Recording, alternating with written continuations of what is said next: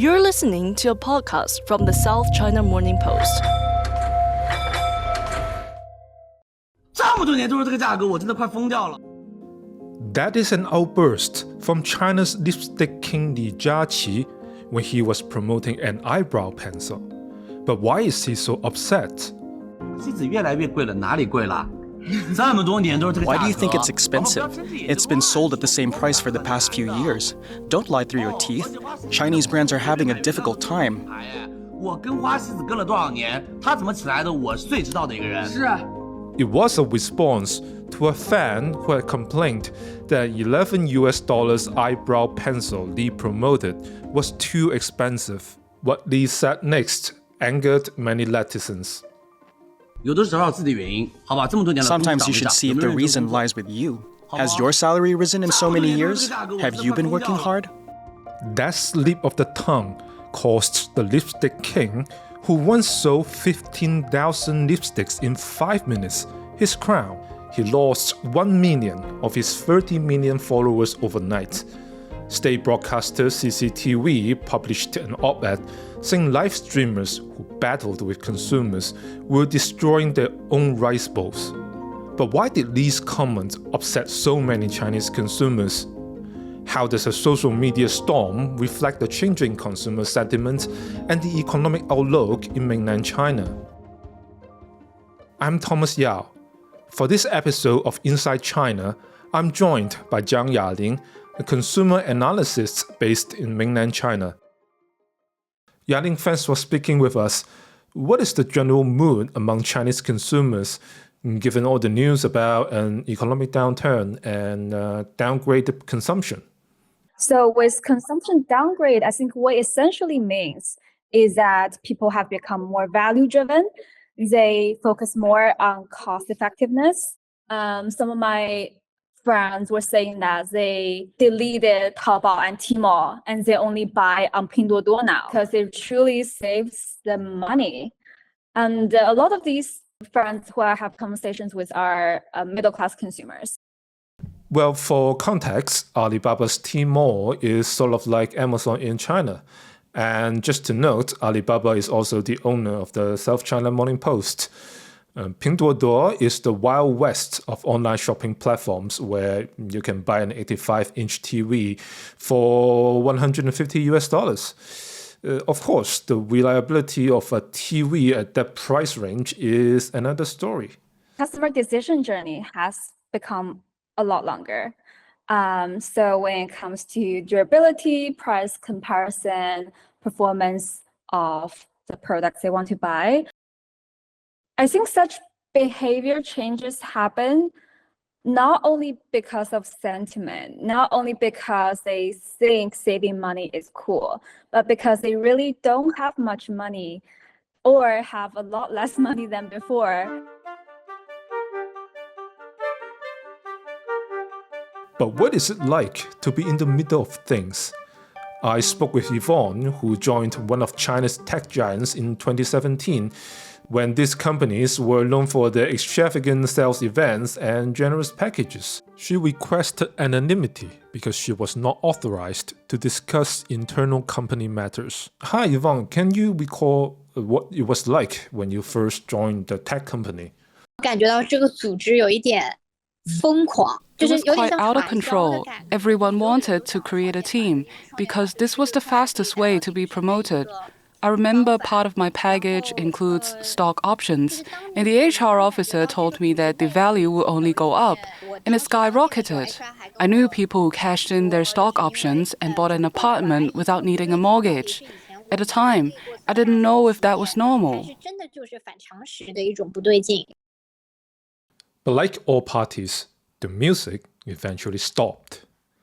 Chinese authorities initiated a regulatory storm targeting the country's big tech firms in late 2020, citing concerns that the major internet platforms were becoming too large and powerful. Authorities halted IPOs, launched antitrust investigations, and fined these tech companies for data security and anti-competition violations. Chinese tech companies, which once rivaled their foreign counterparts in market capitalization, saw their share prices plummet.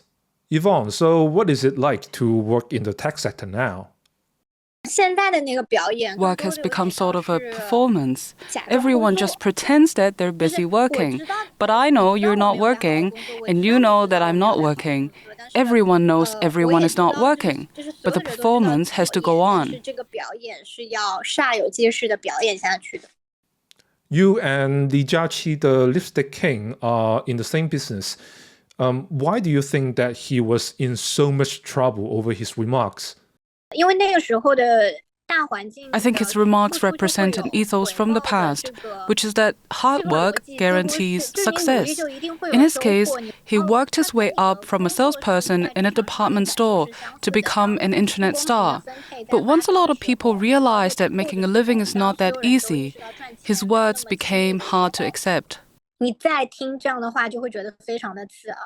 And how has your consumption habit evolved over the years? When I was not pressured by economic realities like I am today, I was a person who impulsively bought a lot of stuff that I didn't really need. I had a mentality that I deserve better, which translated into buying premium items.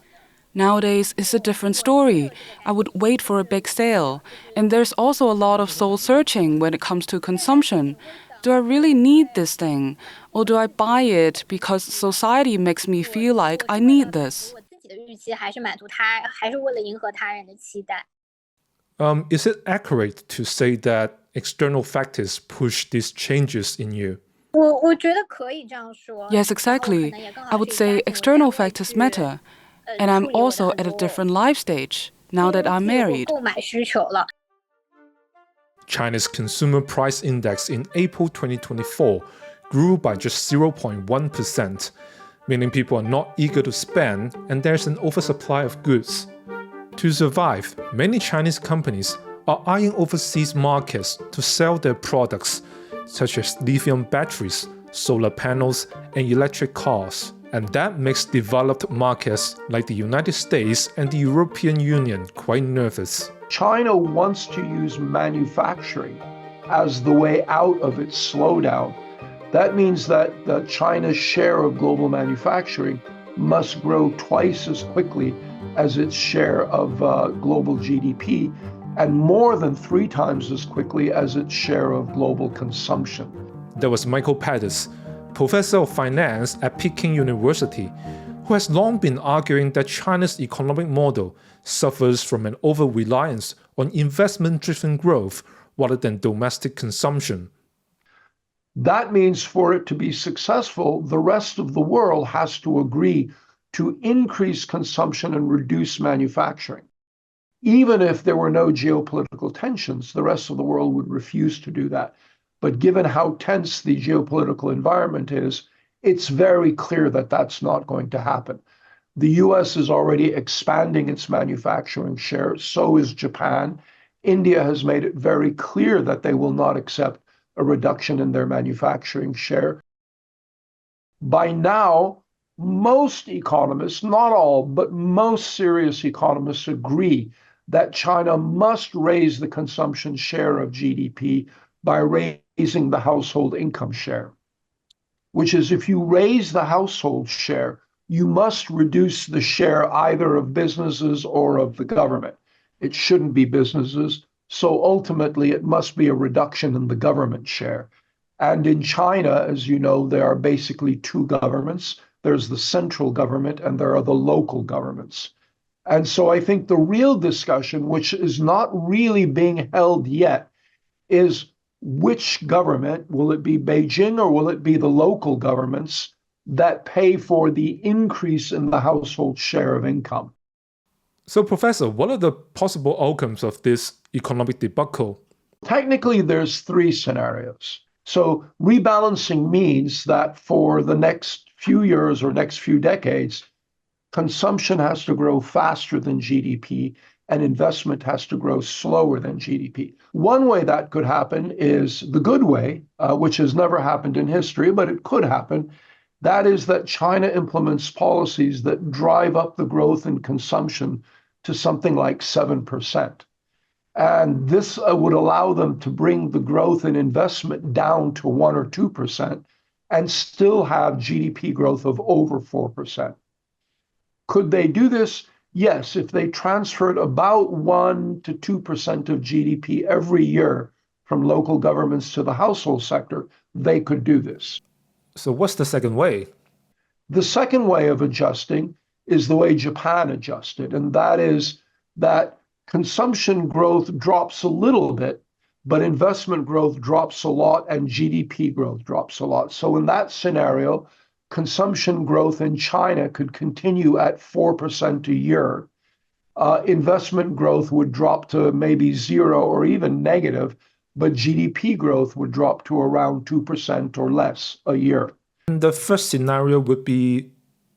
The third form of adjustment is sort of the way the US adjusted in the 1930s, and that is very quickly and very brutally. The US in the first 3 years of the decade saw GDP contract by 35%. So you talk about transferring income from local governments to households.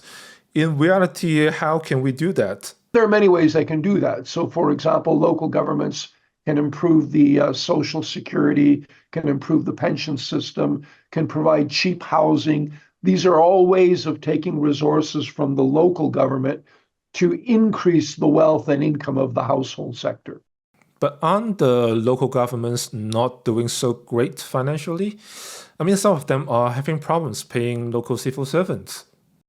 From a cash flow point of view, yes, they're in serious trouble because they relied so heavily on the real estate sector as an alternative for taxes.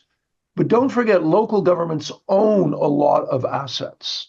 You know, the poster child of bankrupt local governments is Guizhou. And Guizhou owns many things, including they own Maotai, one of the most valuable companies in China. And so the question is, do local governments need to own all of these assets? No, in most countries, governments don't own so many assets. Can those assets be transferred directly or indirectly to the household sector to boost household income? In principle, yes. Politically, very difficult to do.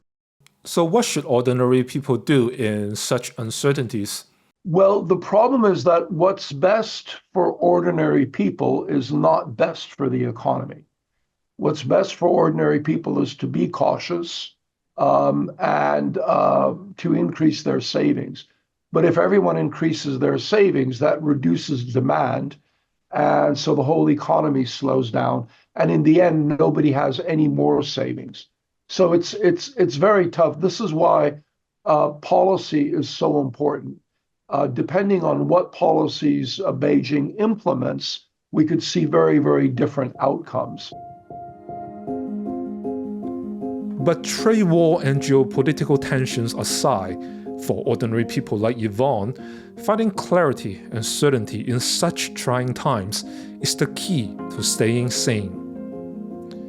Yvonne, you were telling me that you found a way to rid yourself of anxiety and depression. Can you tell me why these emotions are common among your peers? I think it is the disappearance of certainties and a sense of achievements, which are brought by a weak economy.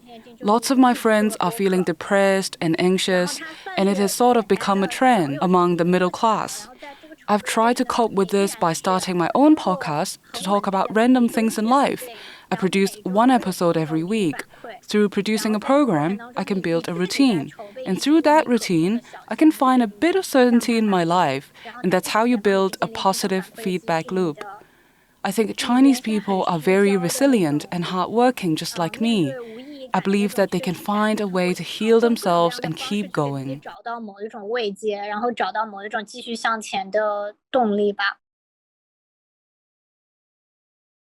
Whether it is China's young professionals tightening their belts or foreign leaders crying foul over China's alleged overcapacity problem, how the world's second largest economy deals with its slowdown will have huge consequences on its domestic economic health, its international relationships, and individual Chinese people's choices. Remember, you can keep up to date on China's economy and more at scmp.com. I'm Thomas Yao. Thank you for listening.